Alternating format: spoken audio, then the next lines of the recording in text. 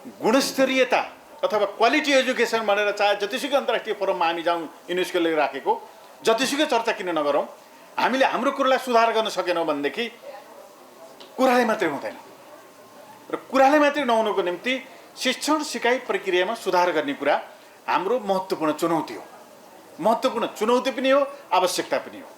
भौतिक पूर्वाधार र कानुनी सुधारको प्रक्रियामा नै अगाडि बढौँ, तर त्यसले नछेकेका कुराहरू, त्यसले अवरोध नगरेका कुराहरू, कुनै पनि विद्यालयमा विद्यार्थीलाई सक्षम बनाउनको निम्ति, पाठ्यपुस्तकमा प्रतिबद्ध बनाउनको निम्ति, घण्टाहार पुरा गरेर त्यसलाई व्यवस्थित गर्नको निम्ति कानुनले छेक्याउँदैन। अहिले कानुनले छेक्दैन। कुनै पनि क्याम्पसमा विद्यार्थीलाई प्राध्यापकले राम्रो पढाउनको निम्ति कानुनले छेक्दैन। कानुनले चाहिँ नीति नियम बनाउने कुरामा, क्षेत्राधिकारको कुरामा अवरोध गरेको छ।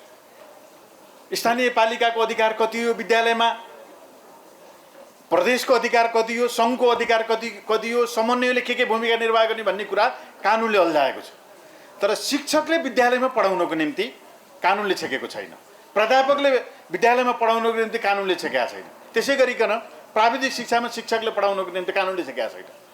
त्यस कारण शिक्षण सिकाइमा स्तरीयता निर्माण गर्नको निम्ति आजैदेखि हामी लाग्नु जरुरी छ।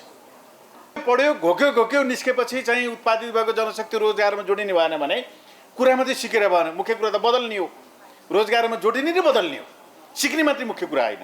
त्यस कारण मैले लामो भन्दा पनि यहाँ यो कुरा किन उठाउन खोजेको भने यस प्रकारका तीन थरी शिक्षाहरूलाई हामीसँगै जोड्नुपर्ने छ र विद्यालय शिक्षालाई सुधार गरेर मात्रै यसबाट निस्केको जनशक्तिलाई ठिक ठाउँमा पुर्याउन सक्छौँ। पवित्र स्थलमा तालाबन्दी गर्ने, तोडफोड गर्ने, पठन पाठनमा चाहिँ डिस्टर्ब गर्ने कुरा गरियो भने पुरानो भाषामा पाप लाग्छ, आधुनिक भाषामा चाहिँ अपराध हुन्छ। विश्वविद्यालयमा तालाबन्दी गर्ने होइन। विद्यार्थी सङ्गठनले, प्राध्यापक सङ्गठनले विश्वविद्यालय सुधारको निम्ति कतिपय कुराहरू छन् भने ती कुराहरू चाहिँ टेबलमा बसेर गर्न सकिन्छ। अनि जे चिजलाई हाम्रो परम्पराले, हाम्रो ऐतिहासिक प्रचलनले हामीले चाहिँ पवित्र स्थल भनेका छौँ, पवित्र स्थलको चाहिँ गेटमा गएर ताला लगाइयो भने के हुन्छ? हामी शिक्षा प्रणाली सुधार्न सक्छौँ।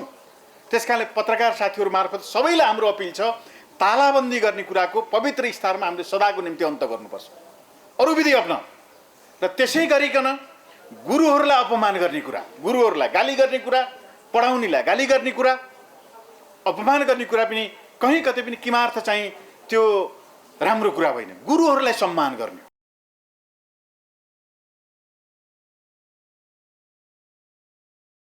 सत्रवटा प्रतिवेदनहरूमा प्रस्तुत नतिजा प्राप्ति र सुझावलाई संश्लेषण गरी सुधारका योजना समेटेर शैक्षिक गुणस्तर परीक्षण केन्द्रबाट तयार पारिएको सुधार कार्ययोजना अथवा रिफर्म एक्टिङ प्लान दस्तावेज सहर्ष सार्वजनिक गर्दछु।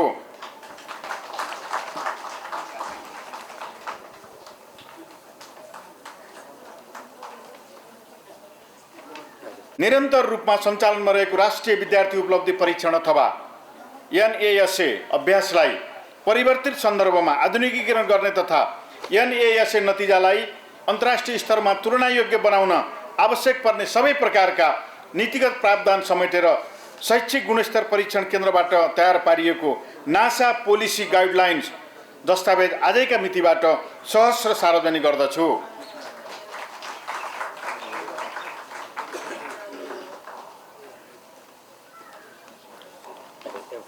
दुई र तीन अध्ययनरत विद्यार्थीहरूको पठनसिप प्रवर्धन गरी समग्र भाषिक क्षमतामा गुणात्मक सुधार गर्ने उद्देश्यले सबै विद्यालयका शिक्षण सिकाइ र मूल्याङ्कन अभ्यासका निमित्त मानक ढाँचाका रूपमा शैक्षिक गुणस्तर परीक्षण केन्द्रबाट तयार गरिएको प्रारम्भिक कक्षाहरूको राष्ट्रिय पढाइ मापदण्ड अथवा national reading benchmark of early grades नामको नीतिगत दस्तावेज सहर्ष सार्वजनिक गर्दछु।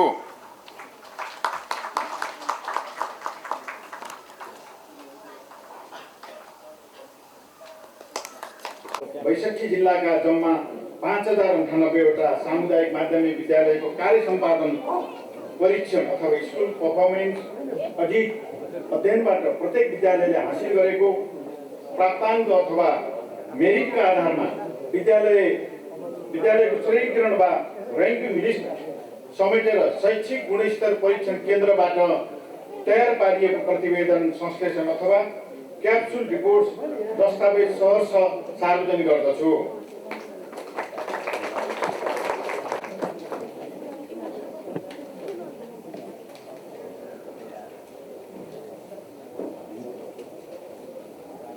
शिक्षामा महत्त्वपूर्ण भूमिका निर्वाह गर्दै आउनुभएका आदरणीय व्यक्तित्व ड्यासमा रहनुभएका सबैप्रति म हार्दिक सम्मान पनि प्रकट गर्न चाहन्छु र यहाँहरूको यो प्रसङ्गमा प्रस्तुत गर्नुभएका महत्त्वपूर्ण भनाइहरू सान्दर्भिक छन् र यहाँहरूले राख्नुभएका विषयहरूलाई ग्रहण गर्ने प्रतिबद्धता पनि म व्यक्त गर्न चाहन्छु र यहाँ उपस्थित हुनुभएका सम्पूर्ण शिक्षासित सम्बन्धित आदरणीय व्यक्तित्वहरू, कलाकार साथीहरू, पत्रकार साथीहरू, शिक्षा मन्त्रालयका सबै तहका राष्ट्र सेवक कर्मचारी साथीहरू र सबैप्रति म यो साक्षरता सिकाइ क्षेत्रमा रूपान्तरण भन्ने मूल नाराका साथ आज आयोजित भएको यो कार्यक्रमको प्रसङ्गमा संसारभरिका र नेपालमा रहनुभएका सम्पूर्ण नेपालीहरू पूर्ण साक्षरता हुने शुभकामना सहित हार्दिक शुभेच्छा पनि म प्रकट गर्न चाहन्छु। र यो नारा महत्त्वपूर्ण छ। यहाँ युनेस्को प्रतिनिधिज्यूहरू पनि हुनुहुन्छ। संसारभरि स्थापित भएको नारा, यो नारा सान्दर्भिक छ र महत्त्वपूर्ण छ र हामी साक्षरता सिकाइको क्षेत्रमा रूपान्तरण भन्ने नारासहित यो कार्यक्रम गर्दैछौँ र तराई पहाड हिमाल सबै मिली बनाऊ साक्षरता नेपाल भन्ने गीत पनि यो नारासँग मिलेको छ। त्यसको शब्द शैली, लय शैली र यो युनेस्कोद्वारा क्वाइनिङ गरेको नाराको भावना, त्यसको भाग भम्बी भन्ने चलन हुन्छ नेपालीमा, त्यसको भित्री बोली बाहिरी बोली जोडेर हेऱ्यो भने मिल्छ। आज कता कता प्रकृति पनि मिले जस्तो लागेको छ। न घाम छ न पानी छ र घाम पानी दुवै नहुनु, शीतल हुनु भनेको शुभ सङ्केत हो र हामी शिक्षामा यो शुभ सङ्केतलाई निकै सकारात्मक रूपमा हामीले लिनुपर्छ र यहाँ मन्तव्य प्रकट गर्ने क्रममा पनि यहाँ आदरणीय व्यक्तित्वहरू हुनुहुन्छ। सबैले समयको कारणले सायद पाउनु भएन र उहाँहरूको उपस्थितिले पनि यो भावनामा ऐक्यबद्धता प्रकट गरेको छ र हामी मूलतः तीनटा शिक्षाहरू बढी हामी नेपालमा सक्रियतापूर्वक अगाडि बढाइरहेका छौँ। विद्यालय शिक्षा, उच्च शिक्षा र प्राविधिक शिक्षा र अनौपचारिक शिक्षा र विभिन्न प्रकारका शिक्षाहरू पनि यसै प्रसङ्गमा जोडिएका छन् र यहाँ प्रकट भएका उहाँहरूको तर्फबाट भएका विचारहरूले पनि हामी अगाडि बढ्ने कुरा प्रष्ट छ र आज नै हाम्रो युजिसीको अध्यक्षले भन्नुभयो जस्तै धेरै पुस्तकहरू सार्वजनिक भएका छन्। अस्ति मैले एक दिन राति 3 बजेसम्म इआरओको उहाँहरूले दिनुभएको रिपोर्ट पढेँ। उहाँले ब्रिफिङ गर्ने बेलामा समयको कारणले पाउनुभएको थिएन। मैले 3 बजेसम्म हेरेँ नेपालको शिक्षा प्रणाली र हाम्रा केही यहाँ मिडियाका साथीहरू पनि हुनुहुन्छ। उहाँले सार्वजनिक गरेका रिपोर्टहरू अस्ति एउटा कार्यक्रममा जाँदै गर्दाखेरि उच्च शिक्षाको एउटा आर्टिकल मैले पढेँ र नेपालमा क्याम्पसहरू धेरै भयो कि थोरै भयो अथवा विश्वविद्यालयहरू धेरै भयो कि थोरै भयो भन्ने रिपोर्ट थियो। त्यहाँ एउटा डेटा प्रस्तुत भएको पाएँ। हामी कहाँ झन्डै 19 लाख जनता बराबर एउटा विश्वविद्यालय, चीनमा 5 लाख बराबर एउटा विश्वविद्यालय, भारतमा 14 लाख बराबर एउटा विश्वविद्यालय भन्ने त्यो आर्टिकलमा मैले पढेँ। जनसङ्ख्याको तुलना गर्दा पनि एभरेजमा मिलेको र हामीले पायौँ। र मैले यो कुरा किन राख्न खोजेको भने हामी यो साक्षरता 56औं अन्तर्राष्ट्रिय साक्षरता दिवसको प्रसङ्गमा विद्यालय शिक्षाले मात्रै साक्षरता मनाएर गयौँ र सम्पूर्ण चाहिँ नेपालको शिक्षा प्रणालीहरू एक आपसमा जोडेनौँ भने हामीले वास्तवमा एक अर्काको समस्यालाई सहजीकरण गरेर अगाडि बढ्न सक्दैनौँ। त्यसकारणले हामी यो बिचमा 8-10वटा अन्तर्क्रिया गऱ्यौँ। सबै शिक्षण संस्थाहरूको प्रतिनिधित्व हुने गरी शिक्षाका समस्याहरू लिएर हामीले अन्तर्क्रिया गरिराखेका छौँ, बाँकी गर्दै पनि छौँ र ती सबै त्यस प्रकारका अन्तर्क्रियामा सबै प्रकारका शिक्षाको प्रतिनिधित्वको जरुरी छ। शिक्षा मन्त्रालय भनेको विद्यालय शिक्षा मात्र हेर्ने भनेर त्यसलाई छुट्याएर लिएर गइयो भने हामीले गरी खाइँदैन, त्यसको अन्त हुनुपर्छ। शिक्षा मन्त्रालय भनेको सबै प्रकारका शिक्षाहरूको संयोजन गर्ने। यद्यपि हामीलाई थाहा छ विश्वविद्यालयहरू आफ्नो ऐन अनुरूप चाहिँ स्वायत्ततापूर्वक चल्छ, तर फेरि पनि शिक्षा भन्दा बित्तिकै विद्यालय शिक्षालाई उच्च शिक्षाको बारेमा जानकारी हुनु पर्यो, उच्च शिक्षालाई नेपालको विद्यालयको शिक्षाको बारेमा जानकारी हुनु पर्यो। र हाम्रो संविधानले भनेको शिक्षा भनेको खालि सैद्धान्तिक कुराको अध्ययन गर्ने मात्रै होइन, शिक्षा भनेको रोजगारसित बजारसँग जोड्ने विषय पनि हो भनेर हामीले प्राविधिक शिक्षालाई पनि सँगै लाने भनेका छौँ। त्यसको करिकुलमको प्रसङ्गमा होस् या नीति निर्माण गर्ने प्रसङ्गमा होस्, हामी सँगै जोडेर लिएर गइयो भने एकातिर भन्छौँ हामीले कृषि विश्वविद्यालय, अर्कोतिर हामीले भन्छौँ प्राविधिकतिर कृषि पढाइ गर्ने भन्छौँ। त्यो दुई ठाउँमा छ। यस्तै प्रकृतिको सबैतिर छ। मैले खालि उदाहरणको रूपमा मात्रै भनेको कृषि विश्वविद्यालयले उच्च शिक्षा पढाउँछ, प्राविधिक शिक्षाले पनि कृषि पढाउँछ। विद्यालय 9-12मा पनि हामी कृषि दिन्छौँ, त्यसै गरी इन्जिनियरिङ, त्यसै गरी चाहिँ मेडिकल, त्यसै गरी चाहिँ आइटी लगायतको विषयहरू हामीले लिएर जान्छौँ भनेदेखि एक आपसमा यी विषयहरूको जानकारी भएन भने, एक आपसमा नीति निर्माण गर्दाखेरि हामीले सबै कुराको संयुक्त एउटा छलफल भएन भनेदेखि हामी अगाडि बढाउन सक्दैनौँ। त्यसै गरिकन परीक्षा बोर्ड, त्यसै गरिकन शिक्षक सेवा आयोगको यहाँ पनि आउनुभएको छ र हामीले त्यसै गरिकन हामीले मन्त्रालय मात्रै होइन शिक्षक महासङ्घको प्रतिनिधित्व पनि हामी गरेका छौँ र यी सबै कुरालाई जोडेर हामी लिएर गयौँ भनेदेखि आमूल सुधार गर्न सकिन्छ। त्यसकारणले नीति निर्माण गर्ने बेलामा हामीले बनाएका कतिपय चाहिँ नियमावलीमा कसको के कुरा लेखेको छ भन्ने कुरा छोडिदिनुहोस्, सबैलाई आमन्त्रण गरेर छलफल गर्दा राम्रो हुन्छ। त्यसो गरियो भने हामी एकअर्कामा परेका समस्याहरूलाई सहजीकरण गरेर अगाडि बढाउन सक्छौँ। हामीले विद्यालयमा इन्जिनियरिङको विषय दिने भनेर निर्णय गऱ्यौँ 9-12मा, हाम्रो नियमले स्नातक बन्छ। स्नातक कसरी उत्पादन गर्ने भन्ने कुरो विश्वविद्यालयलाई थाहा भएन भने, कति चाहिन्छ भन्ने कुरा थाहा भएन भनेदेखि हामीले विद्यालयमा परेको स्नातकको इन्जिनियरिङको समस्याको बारेमा जानकारी राख्न सक्दैनौँ। त्यसकारणले नीति निर्माण गर्ने ठाउँमा हामी सँगै हुनुपर्छ भनेर मैले यहाँ यो विषय उठाउन खोजेको र सबै त्यस प्रकारका अन्तर्क्रियाहरूमा चारै प्रकारका शिक्षाहरू, खास गरी यो अनौपचारिक शिक्षालाई पनि जोडेर जानु जरुरी छ। यसरी हामी सँगै गयौँ भनेदेखि शिक्षाका 3 प्रकारका सुधारहरू भनेर क्वाइनिङ गरेका छौँ हामीले। त्यसमध्येको भौतिक पूर्वाधारमा सुधार, त्यो भनेको चाहिँ भौतिक पूर्वाधारसित सम्बन्धित भनेको भवन निर्माण, कक्षा कोठा, शिक्षण सिकाइसित सम्बन्धित डेस्क बेन्च, डिजिटल बोर्डहरू, यी विषयहरू चाहिँ भौतिक चाहिँ विषयसित सम्बन्धित छन् र यिनीहरूमा हामीले सुधार गर्नुपर्ने छ। निश्चित समयमा हामी लाग्यौँ भने सुधार गर्न सक्छौँ। बजेटको अपूर्णता छ, तर हामीले एकदम सबैले जोडदार रूपमा माग गर्दै गइयो भने हामी चाहिँ भौतिक पूर्वाधारको क्षेत्रमा सुधार गर्न सक्छौँ। हाम्रो देशको बजेट अन्तर्राष्ट्रिय चाहिँ दात्री निकायसँगको बजेट र आवश्यक पर्यो भनेदेखि चाहिँ सब लोनमा हामीले लोनको पनि व्यवस्था गरेर जाने बजेटलाई हामीले गऱ्यौँ भनेदेखि निश्चित समयावधिभित्र हामीले भौतिक पूर्वाधारमा सुधार गर्न सक्छौँ। दोस्रो सुधार भनेको कानुनी सुधार।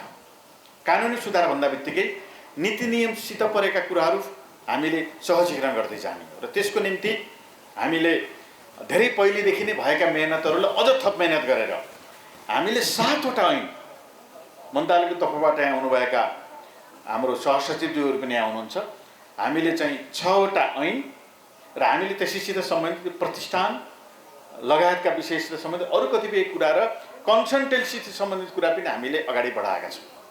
अस्ति मात्रै क्याबिनेटमा सङ्घीय शिक्षा ऐन हामीले पुर्यायौँ। त्यो पनि यति दिन हिँड्नु पर्यो कानुन मन्त्रालय र अर्थ मन्त्रालयमा हामीले चाहिँ पुर्यायौँ र सकारात्मक कुरा अर्थ मन्त्रालयमा छलफल भएर करिब धेरै हामीले अगाडि बढाएका ऐनहरू अगाडि बढ्दैछन् भन्ने जानकारी प्राप्त भएका छौँ। ती सबै ऐनलाई हिँडाएर हामीले चाहिँ सङ्घीय संसदमा पुर्याउनु छ र हामीले सङ्घीय संसदको प्रतिनिधि सभाको चुनाव घोषणा भए पनि राष्ट्रिय सभा बाँकी रहन्छ र हामीले राष्ट्रिय सभामा छिटोभन्दा छिटो ती ऐनहरूलाई हिँडेर पुर्याउने हाम्रो प्रतिबद्धता छ। यहाँ सरकारवालाहरू हुनुहुन्छ, धेरै पढिरहने, अहिले धेरै चासो प्रकट नगर्नुहोस्। पहिले नै दाबी विरोध भयो भनेदेखि पहिले नै सडकमा जाने, विरोध गर्ने, मेरो छिटो मेरो परेन भन्ने कुराले हिँडाइमा अवरोध हुन्छ। पार्लियामेन्टमा पुर्याइसकेपछि सबै कुरा फेर्न नि मिल्छ। पार्लियामेन्टमा पुर्याउने कुरा नै ठुलो भइसकेको छ यहाँ। त्यसकारणले हामी सबै मिलेर ती ऐनहरू पार्लियामेन्टमा पुर्यायौँ र पार्लियामेन्टमा पुर्याएर अगाडि बढ्यौँ भनेदेखि हामीले कानुनी रूपमा परेका अप्ठ्याराका सुधारहरूलाई धेरै अगाडि बढाउन सक्छौँ। विश्वविद्यालय खोल्ने प्रस्ताव छ, प्रतिष्ठानहरू छ। हिजो कुनै बेला प्रतिष्ठान मेडिकलसित पढाइ खोल्दाखेरि त्यसको चाहिँ शिक्षा सम्बन्धी स्वास्थ्य मातहत रहेको छ। मैले खालि सङ्केत मात्रै गर्न खोजेको। आज त्यस प्रकारका प्रतिष्ठानहरू पढाइ सम्बन्धी कुरा शिक्षामा रहनुपर्छ भनेका छौँ। हिजोदेखि चाहिँ नियम व्यतिथिमा गएको छ। त्यस कारणले हामीलाई कानुनी सुधार गर्नको निम्ति, मेडिकल शिक्षामा सुधार गर्नको निम्ति प्रतिष्ठान सम्बन्धी ऐन चाहियो। गेटा बन्यो, करोडौँ रुपियाँ लगानी गरेर, करोड मात्रै होइन अरबौँ लगानी गरेर हामीले गेटा बनाएका छौँ। त्यसलाई कुन मोडेलमा चलाउने भन्ने कुरा हामीलाई चाहिँ उच्च शिक्षा सम्बन्धी, मेडिकल शिक्षासित सम्बन्धित चाहिँ हामीलाई कानुनको आवश्यकता भएको छ। र त्यसै गरिकन अरू कतिपय चाहिँ विषयहरूसित पनि हामीले सम्बन्धित भएर उच्च शिक्षालाई नियमन गर्नको निम्ति र विश्वविद्यालय खुलेका विश्वविद्यालयहरूलाई विशेष स्वीकृति गर्नको निम्ति उच्च शिक्षा ऐन हामीलाई चाहिएको छ। र हामीले यसरी अरू कतिपय चाहिँ जस्तो विद्यालय शिक्षासित सम्बन्धित सङ्घीय ऐन नहुँदाखेरि स्थानीय पालिका र प्रदेशले ऐन बनाउन पाएन। सरकारले तोकेको नियमअनुसार ऐन बन्ने अथोरिटी सरकारलाई छ, तर सङ्घले नै ऐन नबनाउँदाखेरि स्थानीय पालिका र प्रदेशले ऐन बनाउन पाएन, ऐन बनाउन पाएन। अगाडि बढाएका छौँ, म लामो जान चाहन्न। र तेस्रो र अझ महत्त्वपूर्ण भनेको चाहिँ शिक्षण सिकाइसित सम्बन्धित सुधार। एआरओले प्रस्तुत गरेका किताबहरूको सार तत्त्व भनेको शिक्षण सिकाइको र स्तर हाम्रो के छ भन्ने कुराको रिपोर्ट ती सार्वजनिक भएका किताबसित सम्बन्धित छ। हामी यो भर्खरै हामीले परीक्षा बोर्डका 2टा रिजल्टहरू सार्वजनिक भएको हामी सबैलाई विदितै छ। एससीको परीक्षा र 12 कक्षाको परीक्षा। हामी सबैले योसित सम्बन्धित कुराहरू पनि र विद्यालयको मापनको प्रसङ्गहरू हेर्दै जाँदा हामीले शिक्षण सिकाइमा हामीले धेरै मेहनत गर्नुपर्ने कुरा त्यसमा व्यक्त भएको छ। र हामीले यहाँ शिक्षक महासङ्घको प्रतिनिधिहरू हुनुहुन्छ, उहाँहरूसँग निरन्तर संवादमा छ।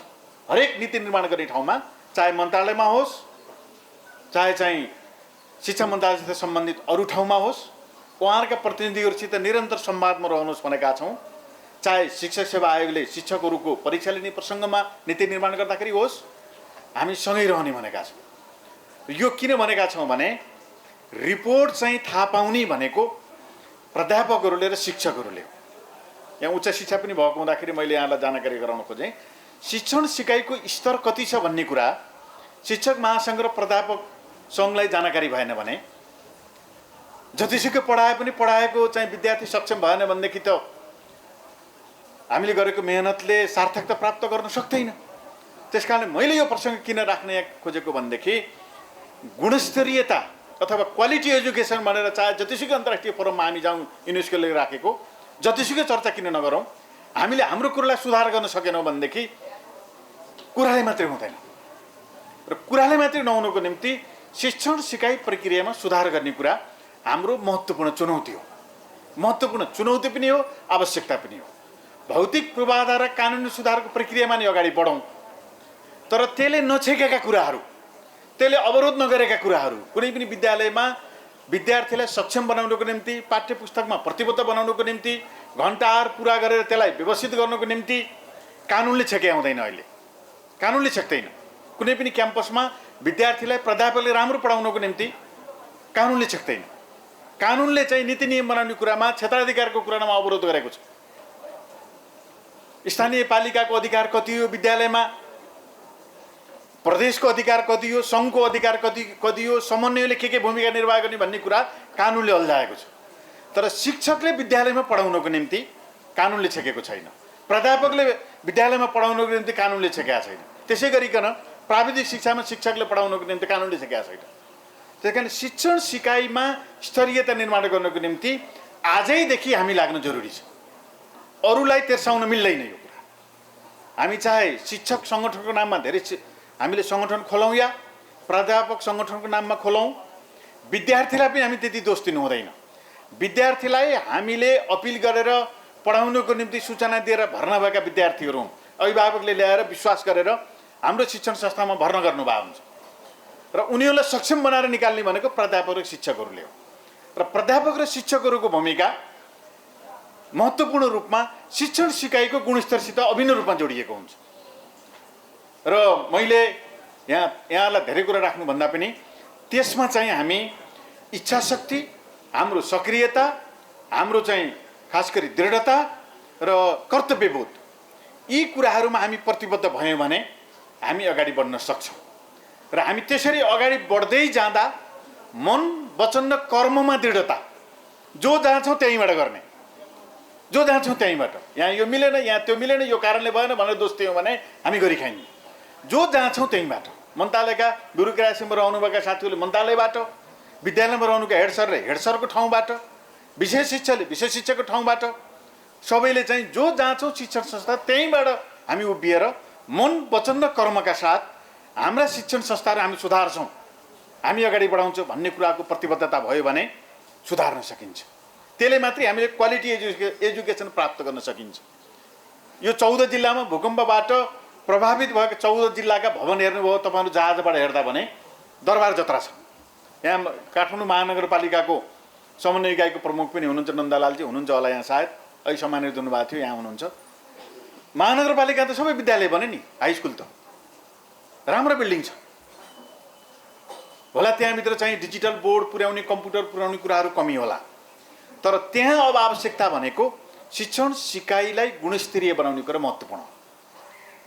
त्यसै गरिकन कतिपय क्याम्पसहरू बन्ने प्रक्रियामा छन्। मैले उच्च शिक्षा पनि यहाँ जोड्न खोजेँ भने बनेका ठाउँमा हामीले अगाडि बढाउने कुरा र अहिले प्राप्त भएको रिपोर्टका आधारमा 52% शिक्षण संस्थाहरूमा इन्टरनेट सुविधा पुगेको छ। मलाई चाहिँ हिजो एकजना आउनुभएको थियो मन्त्रालयमा, उहाँले के भन्नुभयो भने 58वटा कम्प्युटर छन्, चलाउने मान्छे भएन भनेर चाहिँ उहाँले रिपोर्ट दिनुभयो। कि त उहाँले ढाँट्नुभयो कि साँच्चै हो? यो भन्न किन खोजेको भने कतिपय दात्री राष्ट्रले, कतिपय व्यक्तिले, कतिपय अन्तर्राष्ट्रिय निकायले इन्टरनेट सुविधा भएका ठाउँमा कम्प्युटरहरू चाहिँ दिएको पुर्याएको पनि हामीले हेर्नु। मैले झन्डै 60-70वटा विद्यालय महानगरपालिका, यही महानगरपालिका विद्यालय नै अधिकांशमा कम्प्युटरहरू जोडिएको छ, कतिपय ठाउँमा डिजिटल बोर्डहरू पनि छ। र मैले जोड्न किन खोजेको भने हामीले चाहिँ खास गरी डिजिटल प्रणालीद्वारा भएका शिक्षकहरूद्वारा र भएका चाहिँ नियमनकारी निकाय महानगरपालिका, त्यसपछि चाहिँ महानगरपालिकाका सम्बन्धित चाहिँ शिक्षा हेर्ने अधिकृत र सम्बन्धित चाहिँ शिक्षण संस्थाका व्यवस्थापन समिति, उनीहरूको बिचमा चाहिँ तालमेल भयो भने शिक्षण संस्था अलिअलि फरक छ। प्राविधिक शिक्षा र उच्च शिक्षाको हकमा अलिक फरक छ, यो विद्यालय शिक्षाको हकमा मैले भन्न खोजेको। त्यस प्रकारका शिक्षण संस्थाहरू सुधारिएका छन्। त्यसकारणले हामी जो जहाँ छौँ त्यहीँबाट सुरुवात गर्ने कुरा, जो जहाँ छौँ त्यहीँबाट सुरुवात गर्ने कुरा हामीले अगाडि बढायौँ भनेदेखि हामी चाहिँ विद्यालय सुधार्न सक्छौँ। र परीक्षा बोर्डसँग हाम्रो निरन्तर छलफल चलेको छ र अब अर्को सालदेखि चाहिँ क्यालेन्डर सार्वजनिक गरेर विद्यालय शिक्षा पुरै क्यालेन्डरमा अगाडि बढाउने कुरा हामीले भनेका छौँ। महाशरमजी यहीँ हुनुहुन्छ, केही दिनपछि अन्तर्क्रिया हुन्छ र विद्यालय शिक्षा पुरै क्यालेन्डरमा यो समयमा 2 दिन 3 दिन विविध कारणले बाढी पहिरो आएर वा विशिष्ट प्रकारको महामारी आएर अपवादको रूपमा तलमाथि हुनुको अर्कै कुरा हो। हामी यत्रो वर्ष हुँदाखेरि पनि क्यालेन्डर प्रणाली लागू गर्न सक्दैनौँ, हामी सक्छौँ। त्यस कारणले विद्यालय शिक्षा 12 कक्षासम्म हामीले यो समयमा परीक्षा हामी विद्यार्थीको लिन्छौँ, यो समयमा शिक्षण सिकाइ समयावधि सकिन्छ, यो समयमा हामीले परीक्षाको रिजल्ट निकाल्छौँ भन्ने कुरा सार्वजनिक भयो भनेदेखि विद्यार्थीले नेपालमा धारणा बनाएर बस्छ। यो समयमा मैले चाहिँ यसरी पढ्छु भनेर। यहाँ उच्च शिक्षामा पनि हामी धेरै पटक छलफल चलायौँ। 12 कक्षा दिएर निस्केको विद्यार्थी उच्च शिक्षामा जाँदाखेरि चाहिँ 13 महिना कुर्नु पर्यो भने बस्छ त विद्यार्थी, यहाँ 16 महिना कुर्नु पर्यो भने बस्छ। हाम्रो विश्वविद्यालयहरूले त हामीले चाहिँ खास गरी शिक्षामा आएको युवालाई समयमा चाहिँ सेवा दिने हो।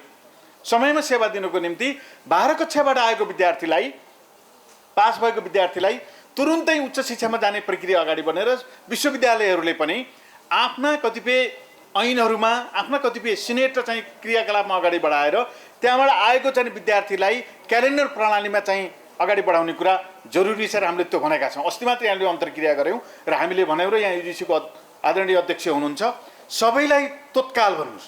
त्रिभुवन विश्वविद्यालय किन नसक्ने? परीक्षा बोर्डले सक्छ भने त्रिभुवन विश्वविद्यालय त्यो सक्षम जनशक्ति भएको, इन्जिनियर उत्पादन गर्ने पनि उही हो, डाक्टर उत्पादन गर्ने पनि उही हो, आइटीका चाहिँ विशिष्ट व्यक्तित्वहरू उत्पादन गर्ने पनि उही हो, ब्याङ्कका सिओहरू उत्पादन गर्ने पनि उही हो। अनि उसले क्यालेन्डर प्रणाली लागू गर्न नसक्ने हुन्छ त? त्यसै गरिकन केयु, त्यसै गरिकन हाम्रो अरू विश्वविद्यालयहरू।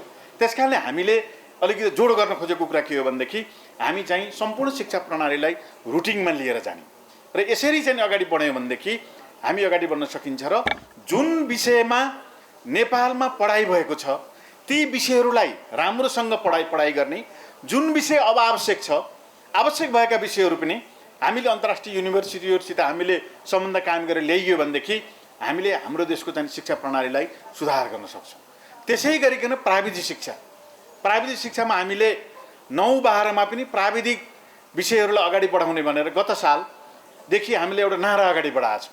हामीले पढ्दै कमाउँदै र हामीले शिक्षालाई सिपलाई रोजगार र बजारसँग यो किन जोड्न खोजेको भने आज 37,000 विद्यालयमा लागू गर्न सक्दैनौँ, त्यो जानकारी छ। अर्थले पनि पुग्दैन, हामी सक्दैनौँ र हामीले सुरुवात गर्ने गरी हामी 140वटा विद्यालय छनौट गऱ्यौँ पढ्दै कमाउँदै र सिटिबिटीले प्राविधिक विषयहरूलाई अगाडि बढाएको छ र सिटिबिटीका प्रोग्रामहरूमा हुने ठाउँमा जाँदाखेरि होटलमा वा अरू कतिपय ठाउँमा पढ्दै गरेका विद्यार्थीहरू पढ्दै पनि जागिरमा जोडिएको हामी पाएका छौँ। त्यो राम्रो पाटो हो र हामी त्यसलाई यी दुवै प्रकारका शिक्षाहरूसँग खास गरी विश्वविद्यालयमा पनि जोड्न जरुरी छ र त्यसको साथसाथै विद्यालय शिक्षामा हामी जोडिसकेका छौँ र अझै त्यसलाई विस्तार गर्न जरुरी छ। यसरी हामीले जोडेर 793 पालिकामा प्राविधिक विषयलाई पनि हामीले पुर्यायौँ भनेदेखि हामीले यी 3 प्रकारका शिक्षाहरूलाई हामी सँगै चाहिँ लिएर जोडेर जान सक्छौँ र संविधानले भने अनुरूप, संविधानले भने धेरै भनेको छैन, शिक्षालाई रोजगारसँग जोड्ने कुरा भनेको छ। नवप्रवर्तन अनुरूप शिक्षालाई सिप र रोजगारसँग जोड्नेमा धेरै 2 ठाउँ मात्रै बोलेको छ संविधानले, त्यो परिभाषा नै काफी छ। पढ्यो घोक्यो निस्केपछि चाहिँ उत्पादित भएको जनशक्ति रोजगारमा जोडिने भएन भने कुरा मात्रै सिकेर भएन, मुख्य कुरा त बदल्ने हो, रोजगारमा जोडिने र बदल्ने हो, सिक्ने मात्रै मुख्य कुरा होइन। त्यस कारण मैले लामो भन्दा पनि यहाँ यो कुरा किन उठाउन खोजेको भने यस प्रकारका 3 थरी शिक्षाहरूलाई हामीसँगै जोड्नुपर्ने छ र विद्यालय शिक्षालाई सुधार गरेर मात्रै यसबाट निस्केको जनशक्तिलाई ठिक ठाउँमा पुर्याउन सक्छौँ र विद्यालयमा भौतिक पूर्वाधारमा